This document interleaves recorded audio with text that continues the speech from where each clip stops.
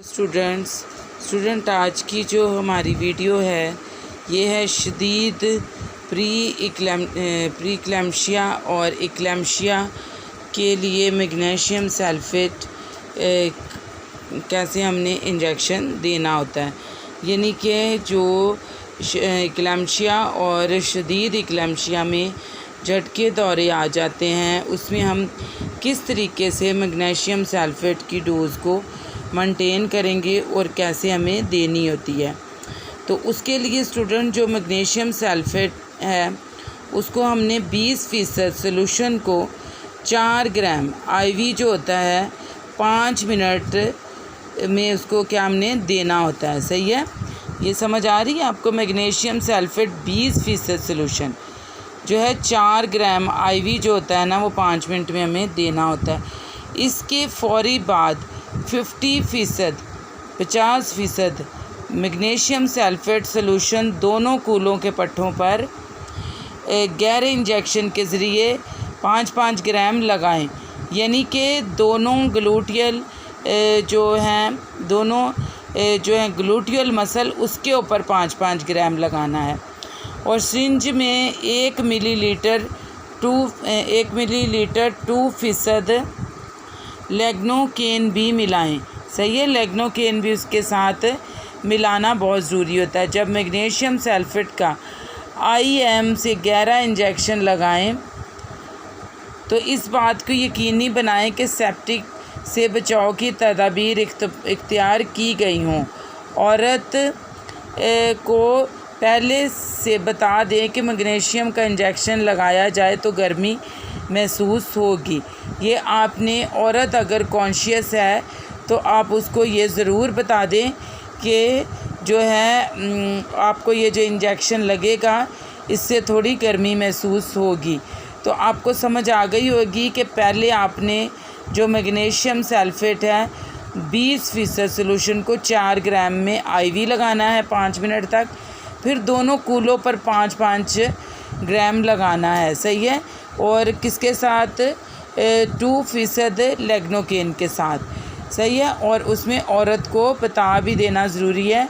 और किसी मज़ीद इन्फेक्शन से बचाने के लिए सेप्टिक टेक्निक का भी होना ज़रूरी है। ये आपको ये वाला पहली जो खुराक है लोडिंग डोज इसका आपको अच्छे से स्टूडेंट पता चल चुका होगा। फिर उसके 15 मिनट के बाद तशन्नुत का दौरा अगर फिर दोबारा पड़े, यानी कि औरत को अगर फिट्स आ जाएँ तो फिर 50% सोल्यूशन में 2 ग्राम मैग्नीशियम सल्फेट IV से 5 मिनट में दें। यानी कि 50% सोल्यूशन में आपने 2 ग्राम मैग्नीशियम जो है वो IV 5 मिनट में देना है। अगर पहली लोडिंग डोज के बाद अगर फिट आ जाए तो। सही है स्टूडेंट। फिर उसके बाद जो मेंटेनेंस डोज होगी वो क्या होगी, तो मेंटेनेंस डोज में हम ये करेंगे कि 50% सोल्यूशन में magnesium sulphate 5 gram plus 1 millilitre lignocaine 2% IM हर 4 घंटे के बाद कूलों में बारी बारी लगाएं। सही है, फिर आपको ये करना मेंटेनेंस डोज जब आपने उसके फिट्स को कंट्रोल कर लिया फिर भी आपको बाद में भी देना पड़ेगा मेंटेनेंस डोज कि उस चीज़ को, उस फिट्स को, उस कंडीशन को अब जो ख़त्म किया हमने वो मेंटेन रहे। तो उसके लिए आपको हर 4 घंटे के बाद पहले एक राइट कूले पर फिर 4 घंटे के बाद दूसरे लेफ़्ट कूले पर इंजेक्शन देना पड़ेगा मैग्नीशियम सल्फेट का।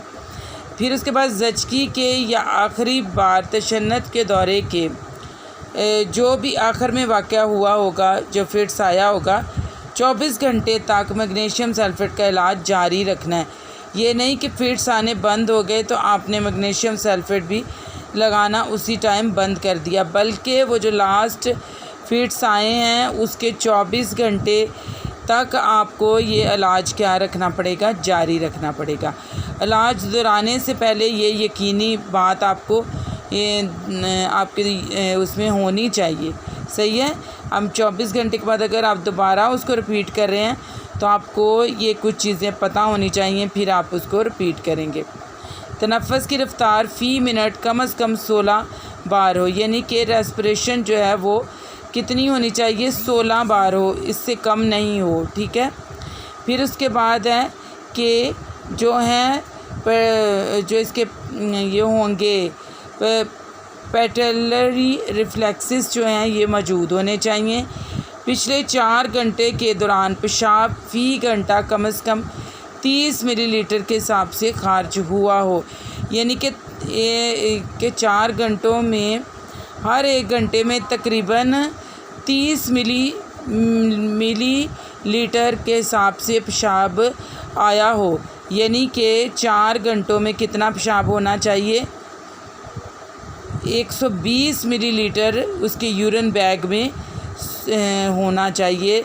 तो फिर आप उसको रिपीट कर सकते हैं। और इसी से रिलेटेड 1-2 और पॉइंट हैं, वो भी मैं आपको बता दूं कि उसके बाद आपने क्या चीज़ का ख्याल रखना है। उसमें आपने मज़ीद जो है वो ये दवा को रोकना या इसकी जो है आपको वो करनी पड़ेगी, ताख़ीर करनी पड़ेगी। तो उसके लिए क्या करना पड़ेगा आपको, उसके लिए आपको देखें दवा को रोक लें या ताख़ीर कर दें। ताख़ीर का मतलब होता है कि थोड़ी देर के बाद दे दें। तनफ़्फ़ुस की रफ़्तार फ़ी मिनट 16 बार से भी गिर जाए, अगर इससे कम हो जाए तो फिर आप क्या करेंगे कि उसको आप रोक दें थोड़ी देर के लिए। फिर अगर पेटलरी फ्लेक्सिस ना रहें तो तब भी उसको रोक देना चाहिए।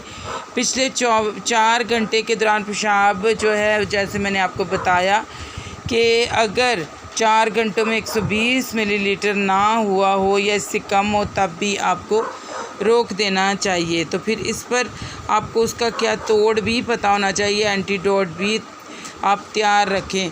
तो उसके लिए सांस अगर रुकने की सूरत में अगर बहुत ज़्यादा सांस रुकना शुरू हो गया है तो फिर आपको फ़ौरी तौर पर जो है उसका तोड़ देना पड़ेगा, एंटीडोट देना पड़ेगा। तो वो क्या है, मैग्नीशियम सल्फेट के असरात ख़त्म करने के लिए कैल्शियम ग्लूकोनेट ही उसका जो होता है ना एंटीडोट है। उसको क्या करेंगे हम कि उसको मैग्नीशियम सल्फेट को 1 ग्राम 10% सोल्यूशन की 10 मिलीलीटर मिकदार IV से आहिस्ता आहिस्ता इस वक्त तक दें जब तक तनफ़्फ़ुस शुरू ना हो जाए, यानी कि सांस बहाल ना हो जाए तक आपको ये देना है।